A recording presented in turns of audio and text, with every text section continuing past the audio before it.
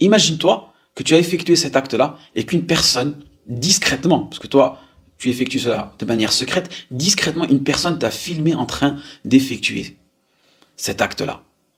Et ensuite, la personne, elle te menace de publier cet extrait. Comment est-ce que tu vas réagir? Assalamu alaikum wa rahmatullahi wa barakatuh, hayyakumullah wa bayyakum. Vous avez été nombreux à m'avoir demandé des conseils concernant ce sujet. Parfois, c'est des personnes qui sont mariées, d'autres non mariées, que ce soit hommes, femmes. C'est vraiment une pratique qui a, on va dire, mis à l'épreuve énormément de musulmans et de musulmanes. Donc moi, je vais essayer de vous donner quelques conseils, Inch'Allah. Après avoir écouté ces conseils, par la grâce d'Allah subhanahu wa ta'ala, tu te détacheras facilement de cette pratique et de manière définitive.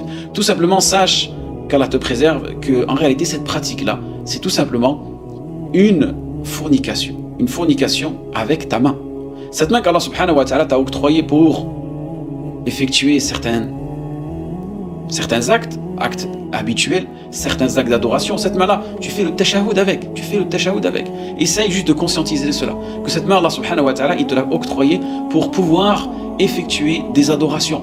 Et toi, comment est-ce que tu l'utilises? Tu l'utilises pour pratiquer un acte sexuel interdit. Il est totalement interdit. Il n'y a personne qui remet ça en question. Allah subhanahu wa ta'ala dit وَالَّذِينَ هُمْ لِفُرُوجِهِمْ حَافِظُونَ, ceux qui préservent leur partie intime. Et ensuite, Allah subhanahu wa ta'ala nous a donné des solutions. Comment l'être humain peut tout simplement évacuer cette tentation, cette passion qu'il a au fond de lui, cette envie-là. Comment est-ce qu'il va l'évacuer? À travers le licite. Et sachez, barakallahu fikoum, que utiliser sa main en aucun cas est un moyen licite. Ensuite, sachez aussi quelle est la raison. C'est ce qui va nous intéresser. C'est qu'énormément de personnes aujourd'hui, à travers les réseaux sociaux, à travers les films pornographiques, les images qui se transmettent facilement, ta mémoire, elle emmagasine toutes ces images-là. Ces images-là, elles sont plus ou moins au fond de toi. Et à un moment, ces images-là, elles te gênent, elles te dérangent. Et il va falloir que tu t'en débarrasses.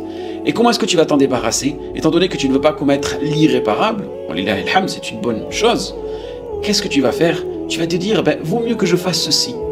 Déjà, ça sera moins pire. Mais en réalité, tu es tout simplement en train de t'emprisonner. Pourquoi? Parce qu'une fois que l'acte sera effectué, le dégoût de toi-même, tu vas te sentir humilié. Tu vas sentir que en réalité, tout ce que tu as fait ne en aucun cas satisfaire Allah subhanahu wa ta'ala, et même toi, cela ne te satisfait pas. Et là, les remords arrivent, et là, il n'y a plus de solution. Et là, c'est là où on voit qu'en réalité, ça fait partie des ruses de Shaitan. Les ruses de Shaitan, c'est te faire croire que c'est une solution, mais en réalité, c'est pire que cela. C'est une solution qui va tout simplement te faire tomber peut-être dans la dépression.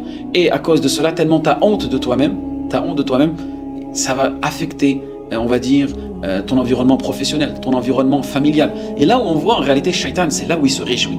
Parce qu'il te fait perdre la pudeur. Non pas la pudeur envers les gens, parce que tout simplement tu te caches pour faire cet acte-là. En langue arabe, cela s'appelle al-'ada as-sirriya, c'est-à-dire la pratique, l'habitude secrète. Mais il te fait perdre la pudeur envers toi-même, parce que tu es obligé quelque part de regarder tes parties intimes sans aucune nécessité, et aussi la pudeur envers Allah subhanahu wa ta'ala. Parce qu'Allah subhanahu wa ta'ala te voit en train d'effectuer cet acte-là. Et aussi, essaye de conscientiser que quand tu es en train de faire cet acte-là, il y a des anges qui écrivent tes actions. Et cela sera mentionné dans tes feuillets. Comment est-ce que tu pourrais t'en échapper? Donc, barakallahu fik, essaye de conscientiser cela. Ensuite, imagine-toi que tu as effectué cet acte-là et qu'une personne, discrètement, parce que toi, tu effectues cela de manière secrète, discrètement, une personne t'a filmé en train d'effectuer cet acte-là. Et ensuite, la personne, elle te menace de publier cet extrait. Comment est-ce que tu vas réagir? Tu seras prêt à payer des millions pour tout simplement que cette personne ne publie pas cet extrait. Donc c'est là où tu vas voir qu'en vérité cet acte-là, tu en as réellement honte. C'est pour cela que la solution, Allah ibarik fik, c'est tout simplement de commencer à se préparer au mariage. Car c'est une adoration. Comment est-ce que tu pourrais en réalité regrouper, on va dire, deux bonnes actions? L'action de fait de se marier, cette sunna que le prophète sallallahu alayhi wa sallam nous a fortement recommandé, et aussi assouvir tes besoins.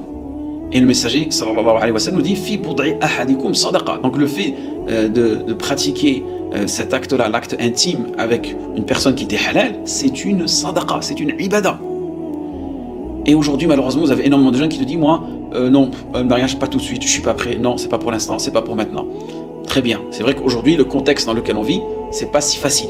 Mais sache que le fait de vouloir retarder le mariage, comme une fois Omar radiyallahu anhu a posé la question à un jeune, il lui a dit pourquoi tu te maries pas? Il lui a dit non, j'en ai pas besoin. sache qu'une personne qui te dit ça, en réalité, c'est comme a dit Omar radiallahu anhu, soit cette personne-là, elle est en incapacité, donc peut-être une incapacité physique, ou bien une incapacité financière, ou tout simplement cette personne-là, en réalité, c'est quoi? C'est qu'elle utilise le chemin du haram.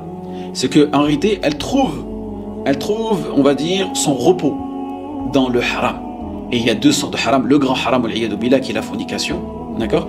Et le deuxième haram, que énormément de personnes sont éprouvées par cela, c'est cette masturbation, le fait de entretenir une relation intime avec sa main.